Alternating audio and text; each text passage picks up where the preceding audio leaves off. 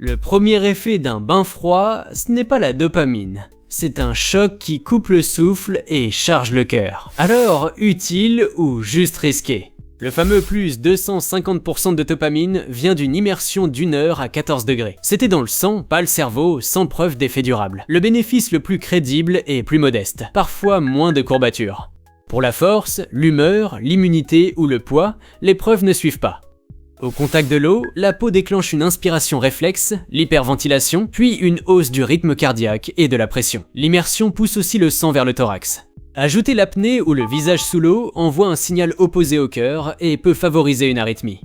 Pour débuter en bonne santé et sans contre-indication, 15 à 18 degrés, 30 à 60 secondes, accompagné. C'est un cadre prudent, passe une dose optimale validée. Mesure l'eau, garde la tête dehors, expire sans apnée et prépare la sortie. Puis augmente soit la durée, soit le froid, jamais les deux.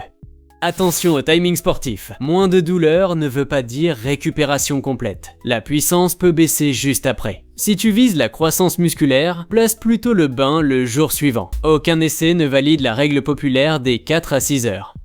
Transforme ça en mini-expérience. Garde le même palier pendant 4 séances, 2 fois par semaine. Note tes courbatures de 0 à 10, puis une tâche identique le lendemain. Vérifie aussi ta respiration, ta dextérité et ton réchauffement. Si rien d'utile ne change, n'augmente pas le risque pour forcer un résultat.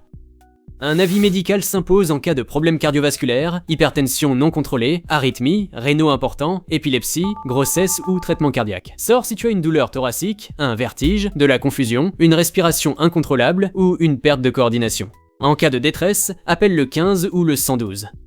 Verdict, le bain froid est un outil optionnel, pas un pilier de santé. Son meilleur usage reste mesurable, moins de courbatures avant une nouvelle échéance. Pour tester, commence frais, court et accompagné. Pense à t'abonner. Le guide gratuit est sur le site du biohacker, rubrique cadeau. Dis en commentaire pourquoi tu veux essayer le froid.